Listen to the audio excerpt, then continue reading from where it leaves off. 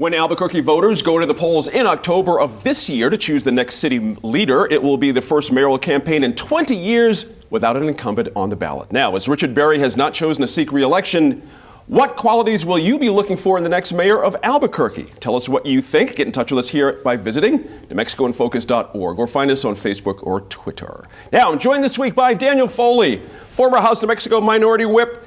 Andy Lyman is back. He's a reporter with the NM Political Report.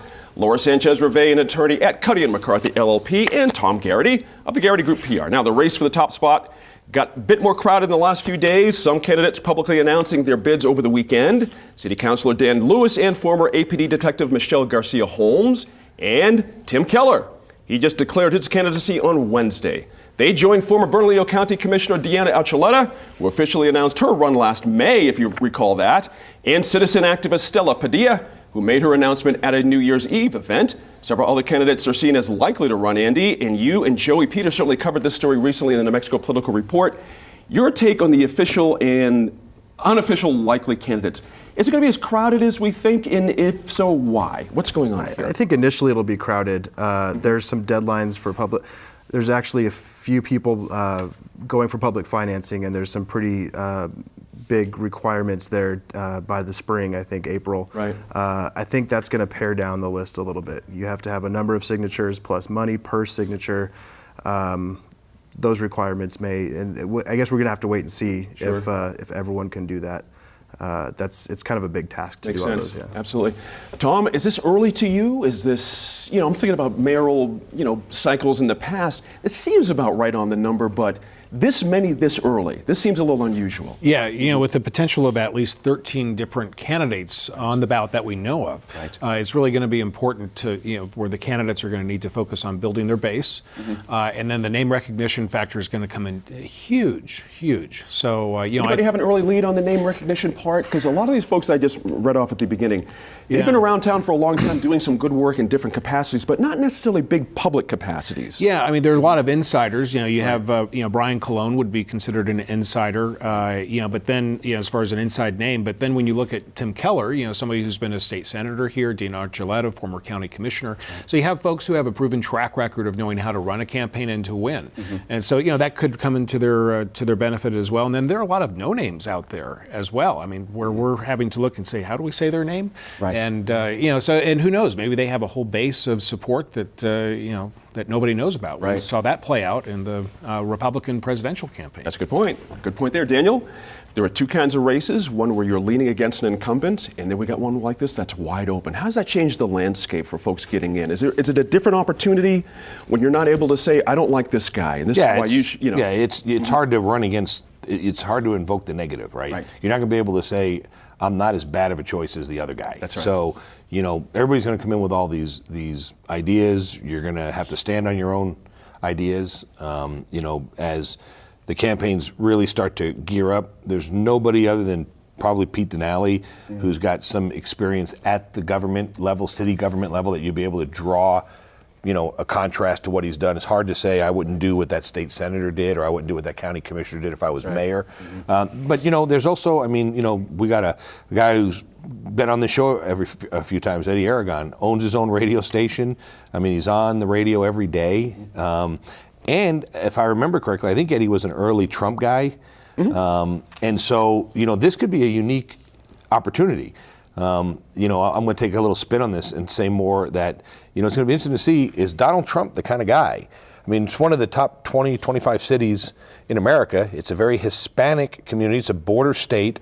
Do you see a guy like Donald Trump show up and help a guy that helped him, was for him early on? The Don seems to remember that, seems to like to get involved in this kind of stuff. Thought about this. This race is going to be at a time that, it's going to be a little bit into his administration, so he's going to potentially have a little bit of time. But it's going to be interesting to see, does a guy like Eddie Aragon, with his early support of a guy of President Trump, is he able to invoke that name and bring someone?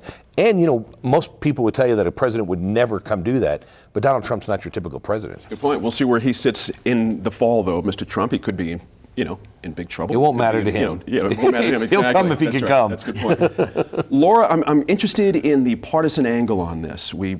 Our city council races, our mayoral races are nonpartisan. I'm doing the finger quotes. but they really are in a lot of ways. Everyone has their own camp that they bring to the table. Does having a wide open seat change that dynamic in your view?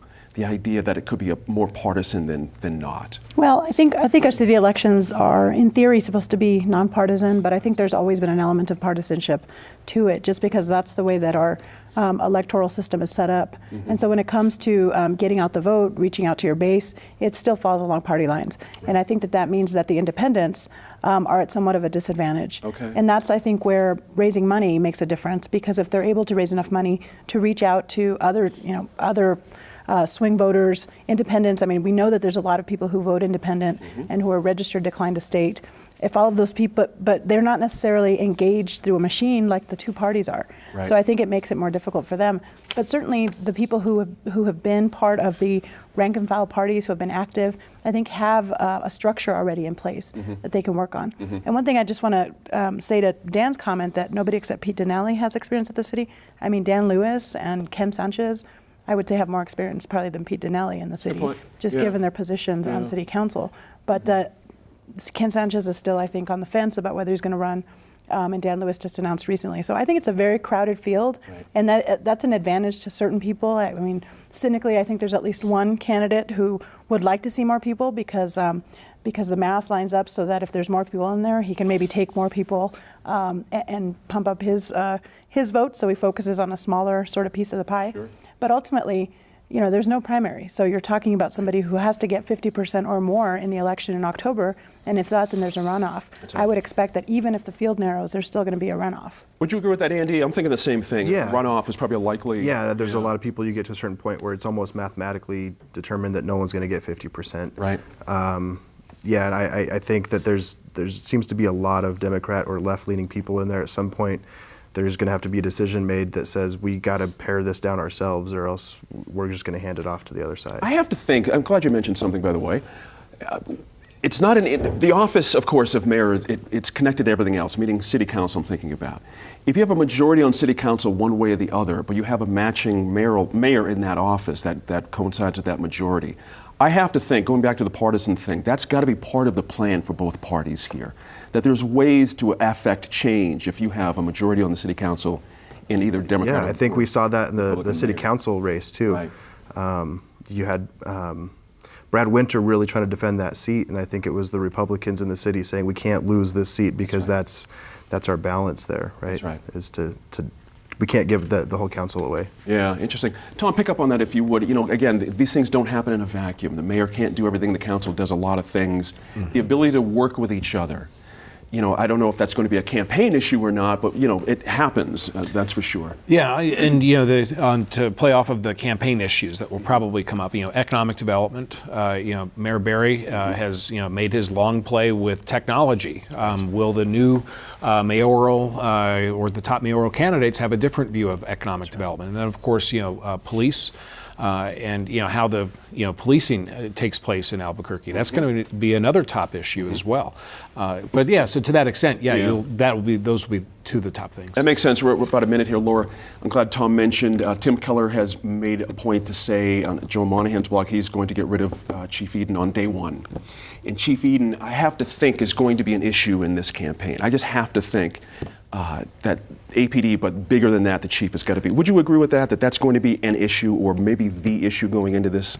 I think it's going to be one issue. Okay. I mean, I think there's a lot of other issues that the city faces right now. I mean, there's a lot of economic development challenges.